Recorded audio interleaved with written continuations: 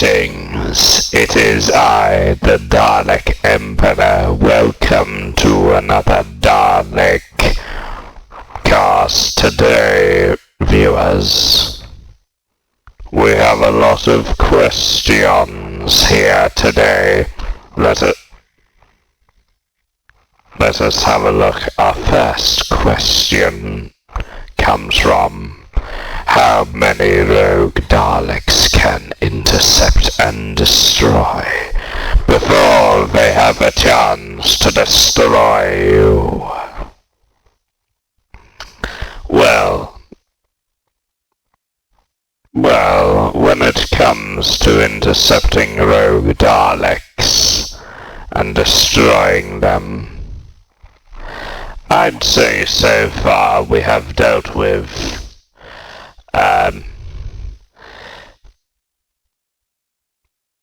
14 Daleks so far that have defected from my empire. There are a couple that are still on the run, such as Dalek, the Supreme Dalek, and some of the cult of Scratchwood.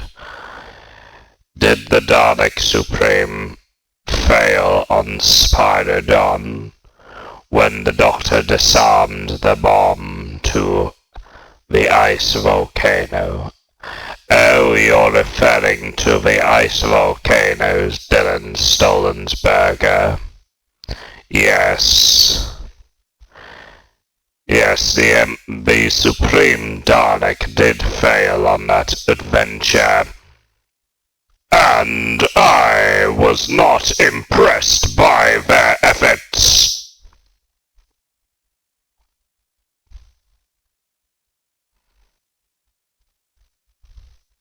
Not at all was I impressed by this. Man in Suit Part 4. Yes, I will have a look at Man in Suit Part 4. I will also look at Man in Suit Part 3. I don't know what to expect from each of them, but I'm impressed and want to see them. Question from Oberding. It reads: what do you know about the real-life Battle of Midway?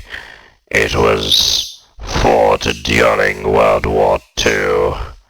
I do not know much about this Battle Midway, but apparently, have you seen the 2019 film called Midway? It was in the Second World War.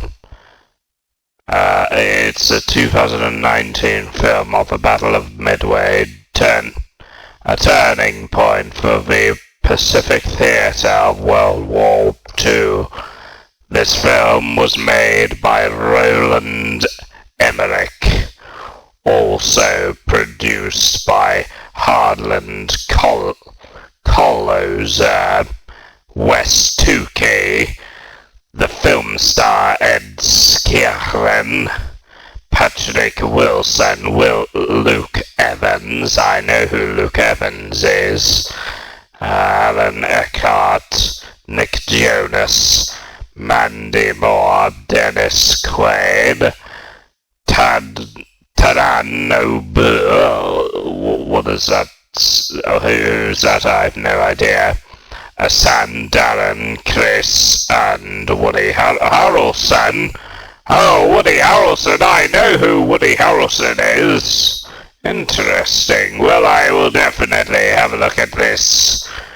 Okay. So, okay, question and suggestion. Could you please call this week's Dalekcast The Battle of Midway? Yes, I will have a look at it. Oh, I see. Yes. Show me, okay. So the Battle of Midway was a naval battle in the Pacific theater of World War II that took place between the 4th and the 7th of 1942. It was after the Japanese Empire's attack on Pearl Harbor, 1 month after the Coral Sea battle. It says here that the US Navy admirals, this is on English Wikipedia, okay.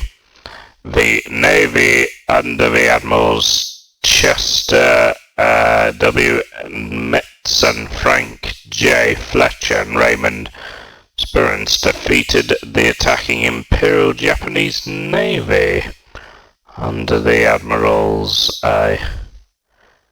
Isoro Yamato,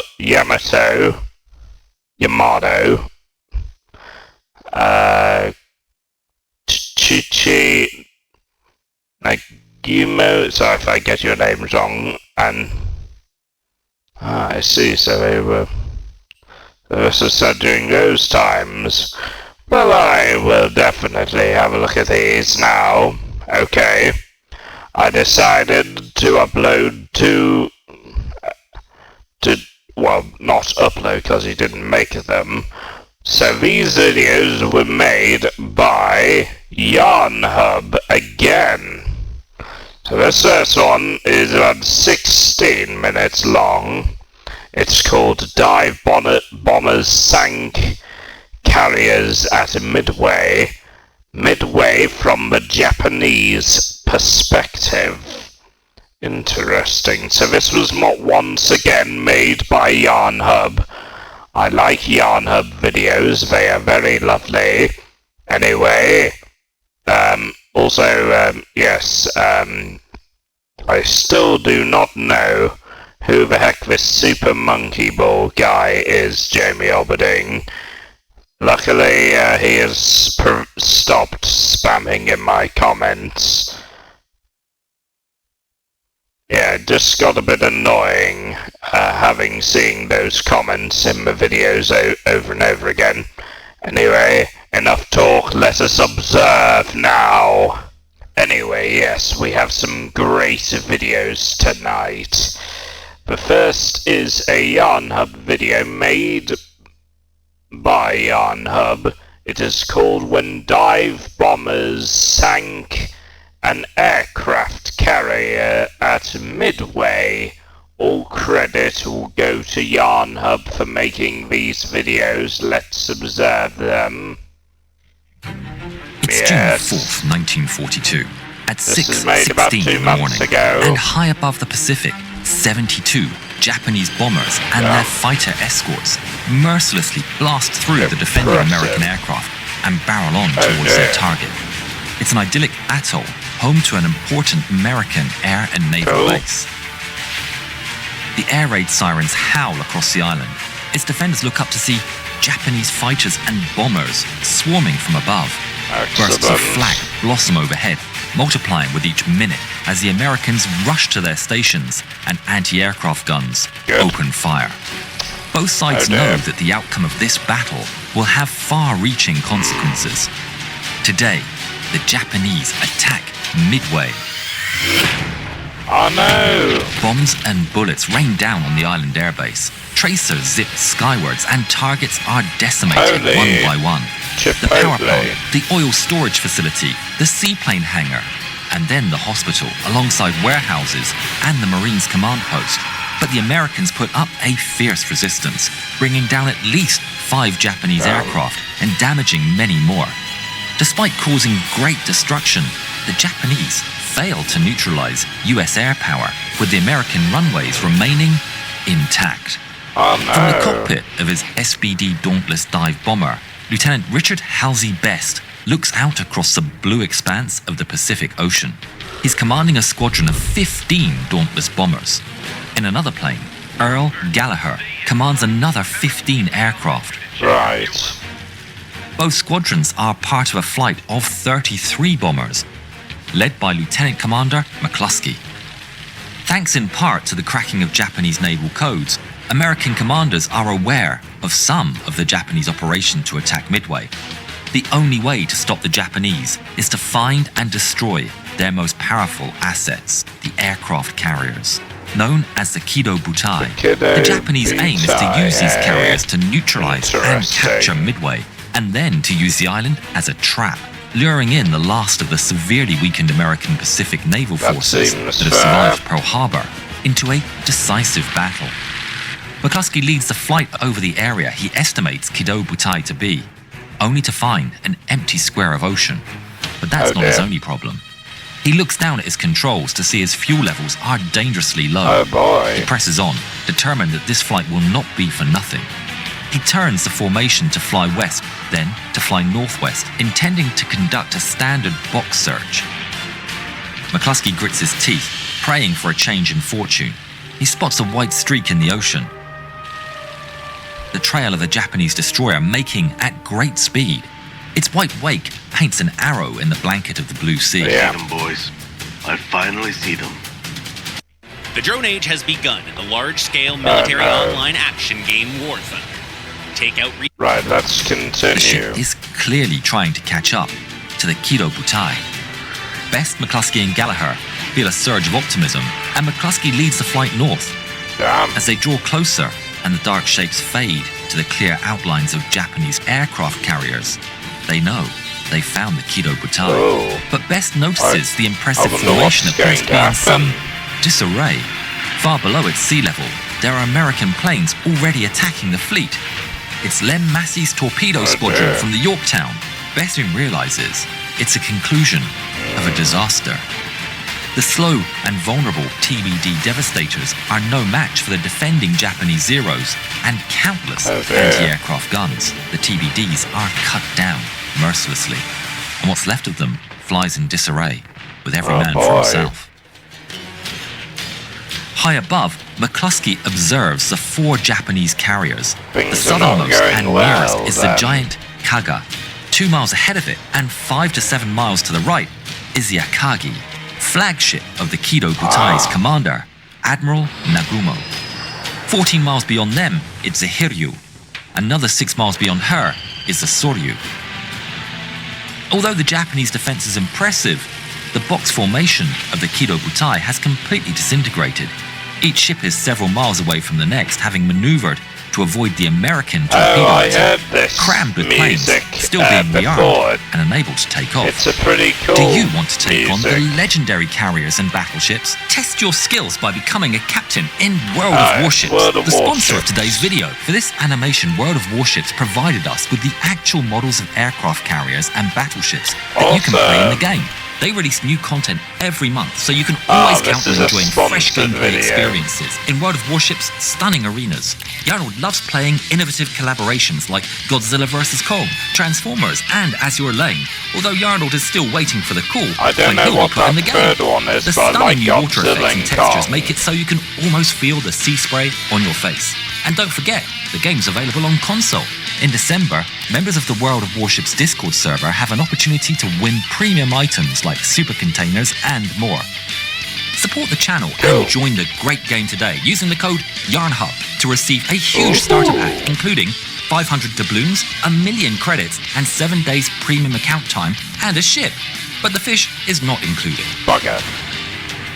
I wanted the McCluskey's fish. American dive bombers have the crucial element of surprise. Not only that, but unknown to any in McCluskey's group, another dive bomber squadron from Yorktown has arrived on scene at the same time by pure chance. Both squadrons are unaware of each other's presence, and if they did attack the same ship, there could be mid-air collisions. You and I take the Probably. carrier on the left. That seems... Best, you take the carrier on the right.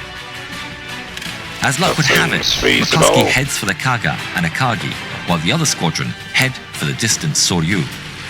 Although the Japanese are yet to spot the dive bombers, another problem threatens to throw away the advantage of surprise. Wade, I'm taking the left hand. Let's show him what we've got. Yep. Best doesn't hear McCluskey's command. Neither party hears each other. Both Best and McCluskey now prepare to dive on Kaga. Best prepares his squadron. They form an echelon, and the pilots prepare to dive by shifting to low blower and low prop pitch, opening their canopies in case they need to bail out.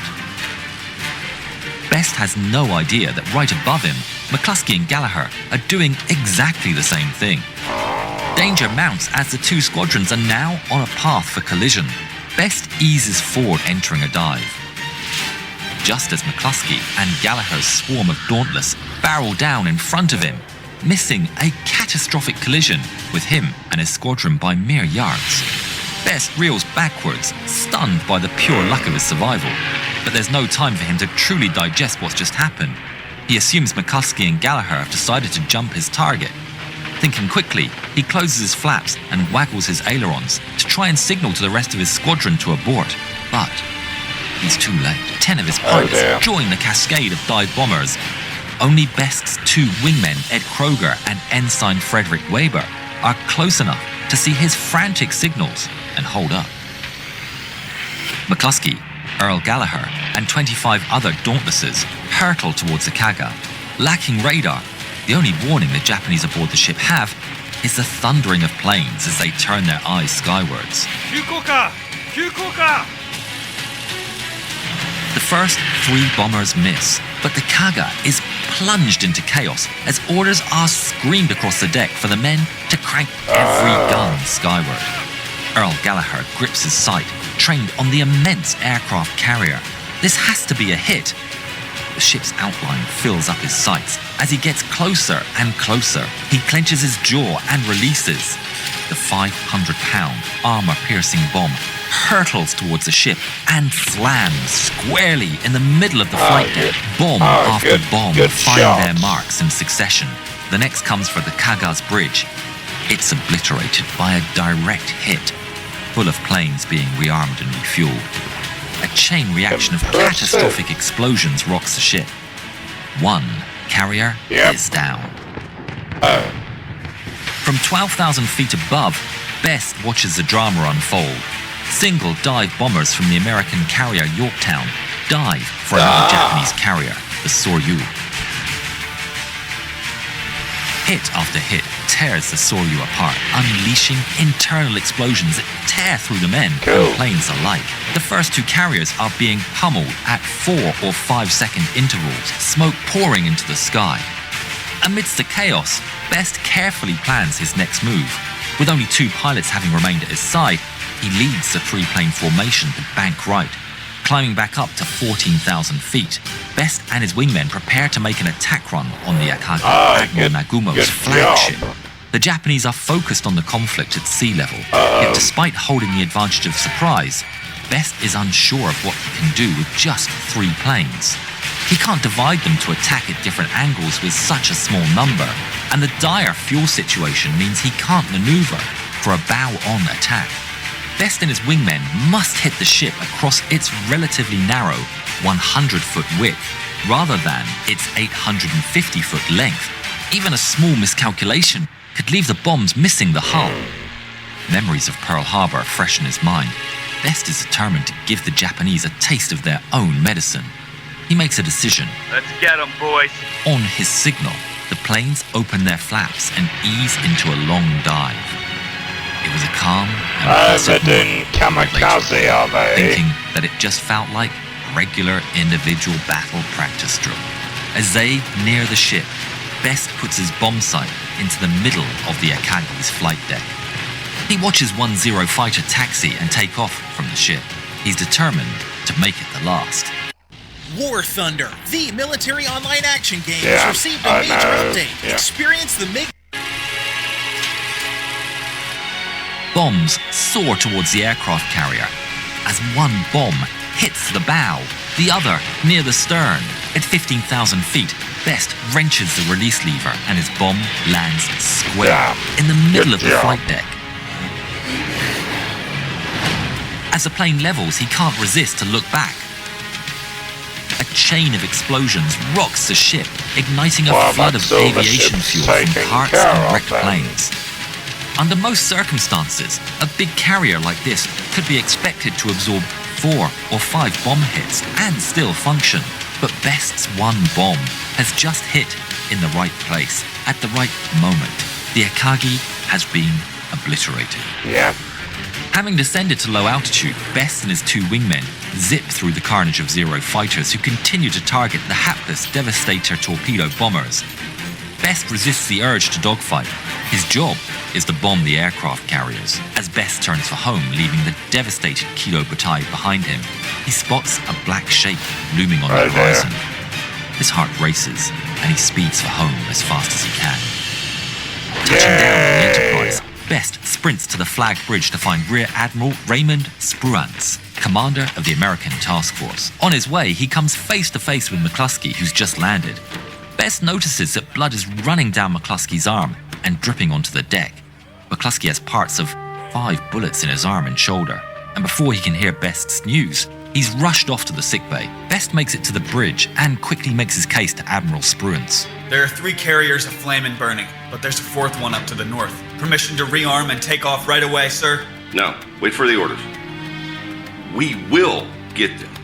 Yes, sir. But Best has to wait several hours before he can take off again.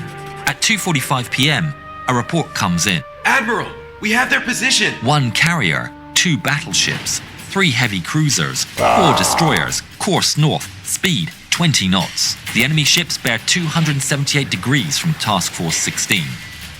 The Americans immediately scramble what they have. The force is a shadow of its former self. Just 27 SBDs are available. With McCluskey staying behind due to his injuries, Gallagher is now in charge, leading 6 SBDs, with Best leading 4, and Lieutenant Dave Shumway in charge of 14 from Yorktown. Now it's 5 o'clock in the evening. They spot what remains of the Kilo Butai on the darkening horizon. Gallagher orders Shumway, you take the battleships. Roger that. leaving him and Best's 10 aircraft to take out the Hiryu, the last of the carriers. Although the Japanese have Zeros patrolling at altitude, it's only as Gallagher eases forward and plunges into a dive that they discover the Americans. For a second time today, the Japanese are caught by surprise. Yet, the Hiryu's guns put up an impressive resistance. Gallagher watches the fire from the anti-aircraft's muzzles light up both sides of the carrier as he fixes his bomb sight. But just as he commits to his dive angle, the Hiryu turns sharply. That's not good. She's surprisingly agile for a big ship, and it catches Gallagher off guard. He's already committed to the dive. He attempts to compensate by pulling up as he releases a bomb. The bomb misses astern, and Gallagher wrenches his back, pulling out the hard G's. After witnessing the next 2 bombs also miss the ship, Shumway decides to forget about the battleships and leads his squadron against the carrier. It's the right decision, but it throws the pilots into confusion as Shumway's group and Best's 4-plane section both dive on the Hiryu at the same time. Once again, Best finds himself having to maneuver at the last moment while he's preparing to dive. Turning to come in at a different angle gives the enemy Zero fighters a second chance to attack, and Best and his planes hold their turn. He looks to his side to see bullets rake his wingman, Fred Weber's aircraft. Best watches his friend hurtle towards the ocean, a wave of rage racing through him. He points his plane straight for the starboard bow. For the second time that day, Dick Best's bomb slams into a ship, striking her forward elevator and blowing part of it into Hiryu's small island. 3 more bombs strike in succession, all in the same area, creating a single massive crater in her flight deck. From high above, it looks as if a giant's hand has reached down and scooped out the Hiryu's bow section, leaving a gaping cavern in its wake. Like her sister ships, she's been wrecked beyond recovery. Dick Best prepares to return to the Enterprise in a bittersweet victory, mourning the loss of Weber and glancing down to survey the devastation. In just a day, the Battle of Midway had been won. Good job. But apparently we're now going to be looking at the Japanese perspective of this video. Credit will go to Yarnhub again. Let's observe. It's 7 a.m. in the morning on June the 4th, 1942. In the midst of the Pacific Ocean, Admiral Tamon Yamaguchi paces the bridge of the immense Japanese aircraft carrier, the Hiryu. Today, he bears the great honor of commanding 2 aircraft carriers, the Hiryu and the Soryu, alongside 2 other carriers, the Akagi and Kaga. Oh yes, I remember this. The 4 ships make up an elite task force known as the Kido Butai. It's a crucial day for both Yamaguchi and the Japanese Navy. Just 2 hours ago, a Japanese force of 108 planes was launched to attack Midway Atoll, a vital US military base, in an ambitious operation. Oh dear. Yamaguchi's restless steps are halted by the captain of the Hiryu, Tomeo Kaku, with the urgent message from their superior and head of the operation, Admiral Nagumo. 我々は島の重要な目標を破壊することができなかった。 The alarm is raised aboard the Hiryu. The Hiryu comes under attack from American aircraft flying from the still operational Midway base. They're spotted and Zeros come in quickly to intercept the Americans. They savagely cut through the American torpedo bombers who lack fighter escorts to keep them safe. Some American aircraft still manage to launch attacks. 巨雷だ。巨雷が右舷に。 But the gods are with the Japanese. They narrowly miss the Hiryu and the others in the Kido Butai. There is to be a second attack on Midway Islands. 予備航空機のミッドウェイ攻撃準備を指示せよ。提督、飛行機は米艦用の鉄鋼爆弾と魚雷で武装しています。我々は爆弾を陸上目標用に変える必要があります。速やかに行動に移れ。はい、提督。 The sailors frantically begin to rearm the planes. Half an hour into rearming, they barely manage to switch bombs on just half the planes, leaving the Kido Butai unfit to attack enemy ships.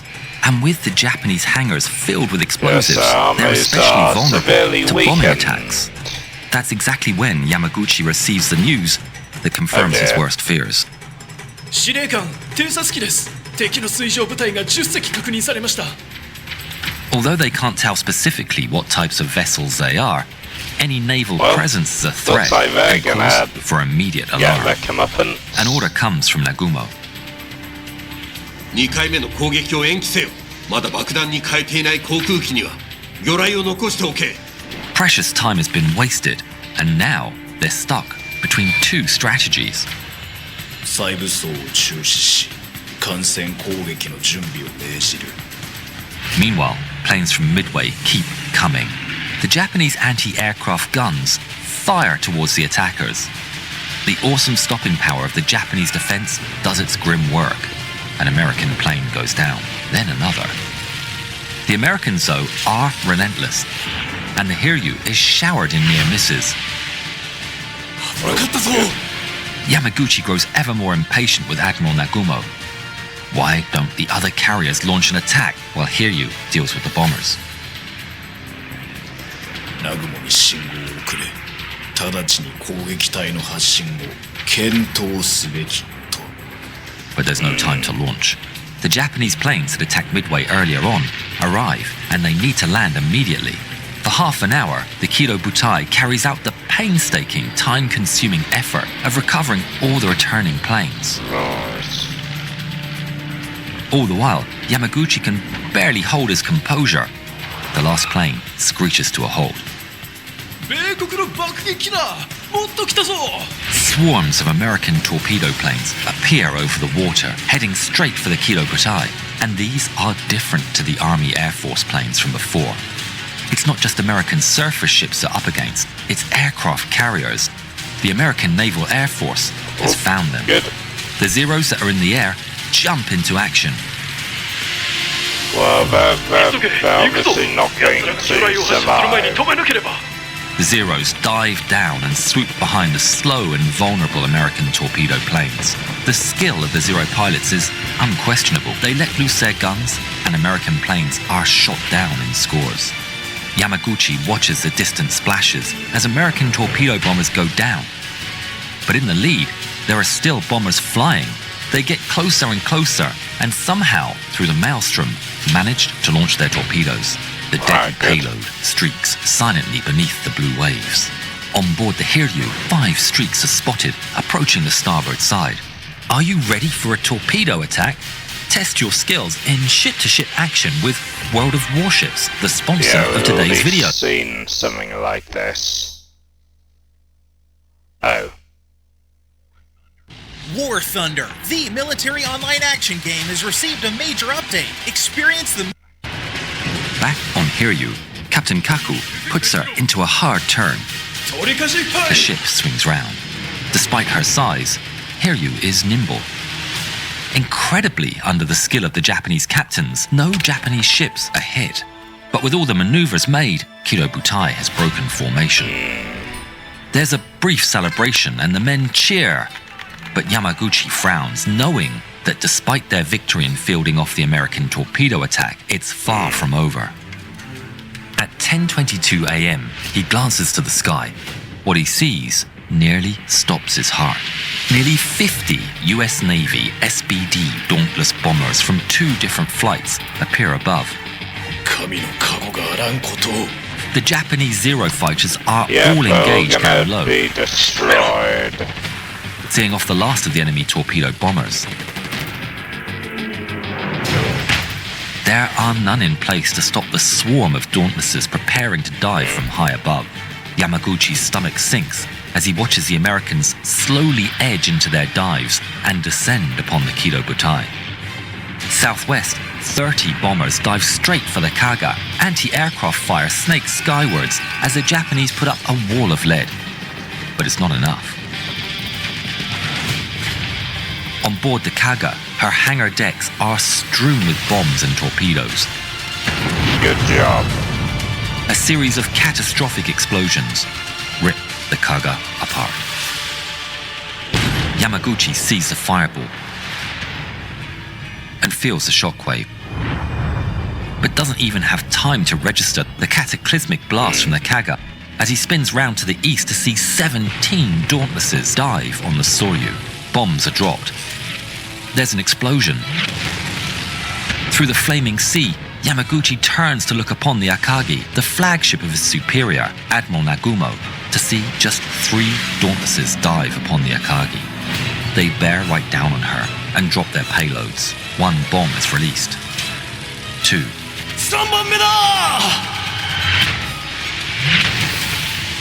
2 bombs miss, but there's a 3rd, and it smashes into the middle of the flight deck, penetrating into her lower decks and exploding. Devastating secondary explosions soon follow. All that remains of the Kido Butai is Yamaguchi and his ship, the Hiryu, as a wave of dive bombers, now out of bombs, are forced to disengage and head for home. Yes, I will. Yamaguchi is in command of the last strike capability of the Kido Butai. He's gripped by a sense of determination. Yamaguchi allows himself a slight smile and nods to his second in command. We're all going to die either way. 南雲は生き延びました。彼はそこに本部を設置しています。諸君、我々は打撃を受けたが終わりではない。残された全てを用いてアメリカの空母に反撃を行うのだ。2段階に分けて攻撃する。最初に急降下爆撃機、1時間後には魚雷爆撃機でだ。The 24 aircraft launch, led by Lieutenant Michio Kobayashi, commander of Hiryu's dive bombers. En route to the American carriers, the formation encounter a group of US aircraft. The Japanese fighter escort peels off to engage and gets left behind, leaving the bombers unprotected. At 11:55, Kobayashi sights the American fleet some 25 miles away. He takes his 18 dive bombers into a climb to gain altitude. The Japanese planes fly in 2 groups of 9, one slightly above the other, ready to make their attack. Just as 12 American Wildcat fighters rush onto the scene. The first group of Japanese bombers is blasted by 5 Wildcats. The other 7 Wildcats attack the second group of the Japanese head-on. Excellent. Without the fighter escort, it soon becomes a massacre as Japanese planes rapidly fall from the sky. By the time 4 Zero fighters from the escort catch up, the damage has already been done. Only 10 FALs remain, 2 of which jettison their bombs during the melee in order to maneuver. A desperate Lieutenant Kobayashi spots an American carrier below. It's the USS Yorktown. Despite the casualties, he's determined and signals for them to begin the attack. The 8 armed aircraft break into 2 groups, ready to dive. One group of 3 heads east, and the other group of 5 circles to approach from out of the sun. Anti-aircraft fire snakes up towards the Japanese as the ship's gunners throw all they have at the attackers. Bravery of the Japanese pilots is unquestionable, and they push on.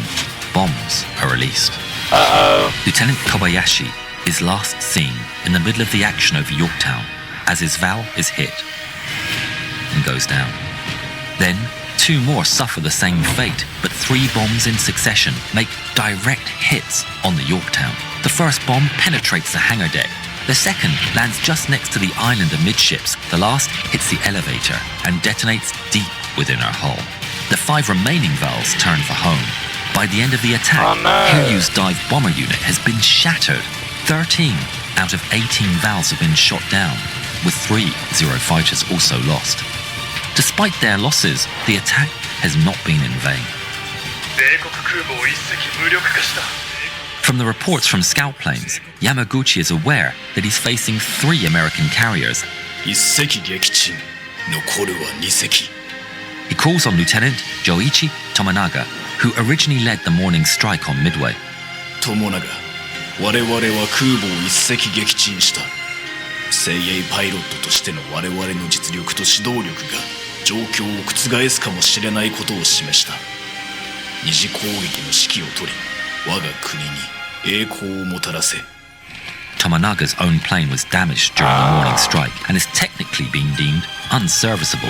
The technicians of Hiryu patch it up as best they can, but the fuel tanks are leaking heavily.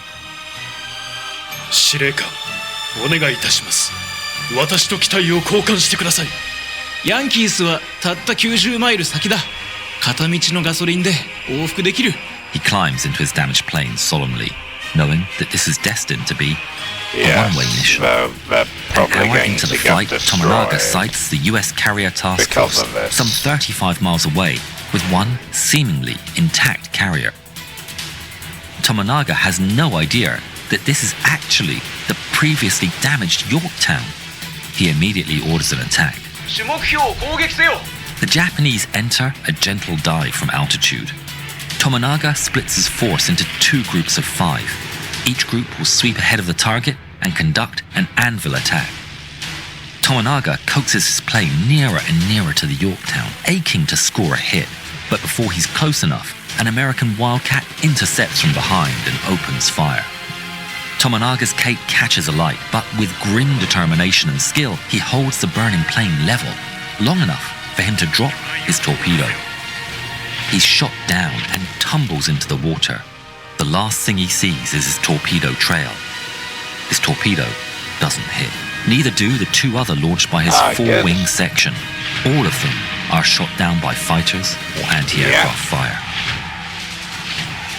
The damaged Yorktown turns as quick as she can, but as she does, the second force of 5 planes streak towards the port bow. The release system of one of the torpedo planes fails, and 4 torpedoes are launched. They streak towards the desperately maneuvering ship. 2 devastating explosions rock the port side, and the ship immediately comes to a halt and takes a 23-degree list. Oh damn. Their work is done. The surviving planes return to Hiryu. In spite of the heavy losses, the debriefing of the surviving pilots gives Yamaguchi cause for encouragement. Yamaguchi believes he's disabled a 2nd American carrier, and he plans a 3rd strike for 6 p.m. But before he can launch his plan into action, Yamaguchi's optimism is shattered. At 3:50 in the afternoon, a Japanese scout aircraft radios that 2 other American carriers are operating in another large task force located to the northwest, some 120 miles from the Hiryu. この任務部隊が間もなく航空機を発進させるだろう。もしまだでなければ。Yamaguchi's worst fears come true just over an hour later at 5 p.m. 24 American aircraft appear overhead. 6 dauntless bombers dive on Hiryu, but the ship turns sharply to port. Japanese gunners unleash their guns and all enemy planes fail to make a hit. Soon, 14 more dive bombers turn for Hiryu. The Hiryu is straddled with spouts of white water as she violently turns. 2 bombs hit her on the forward flight deck. Yamaguchi looks up to see a final group of 3 begin their dives. In a matter of seconds, 2 more bombs hit the forward flight deck of Hiryu, creating a deep crater. The fires now burn out of control, and the last hope of Yamaguchi's strike lie blazing down the hangars. At 9:23 p.m., the ship goes dead in the water, but with Yamaguchi still aboard. Darkness settles across the flaming ocean. At 2:30 a.m., some 800 survivors gather around Yamaguchi in the flickering light of the flaming ship. 飛龍と総龍の喪失の全責任は私にある。私は最後まで船と共にいる。みんなには船を離れ、天皇陛下に対する忠誠を続けるよう命じる。With that, the men turn to face Tokyo. 万歳! 万歳! 万歳! The national ensign is then lowered. As the rising sun flutters down from the yardarm, a flourish of bugles rings through the night, playing the national anthem, Kimegayo. Yamaguchi asks for 2 messages to be conveyed. The first to Admiral Nagumo. 何が起こったかについての言葉はありません。ただ、より強力な日本海軍を願うのみです。そして、復讐を。The second message goes to Captain Toshio Abe, commanding Destroyer Division 10 on the nearby flagship, Kazagumo. 魚雷で飛龍を沈めろ。Captain Kaku chose to share the fate of the ship, despite Yamaguchi's order. The Admiral understood and didn't protest. Captains must always go down At with their 5:10 a.m., ships. the destroyer, Makigumo, fires 2 torpedoes. One misses. The other explodes with a roar. The carrier finally sinks at 9:12 a.m. Admiral Tamon Yamaguchi went down with his ship and was posthumously awarded the Order of the Golden Kite, First Class. Captain Kaku, who stayed with him till the end, was posthumously promoted to Rear Admiral.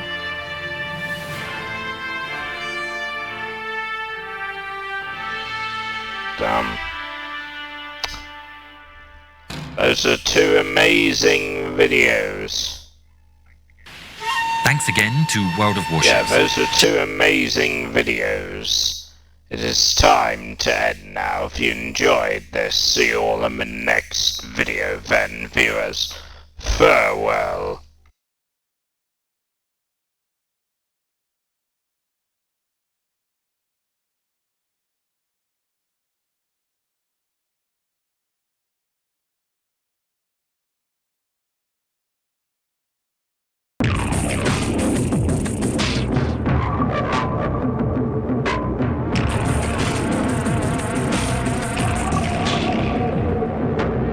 Thanks all for the enjoyable video today. Don't forget to click below to subscribe to the official Dalek Empire, or you will be exterminated.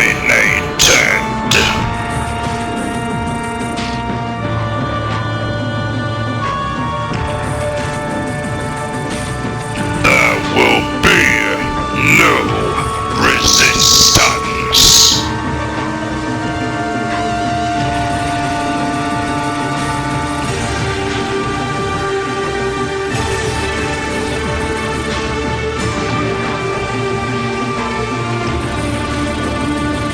I am the god of all Daleks.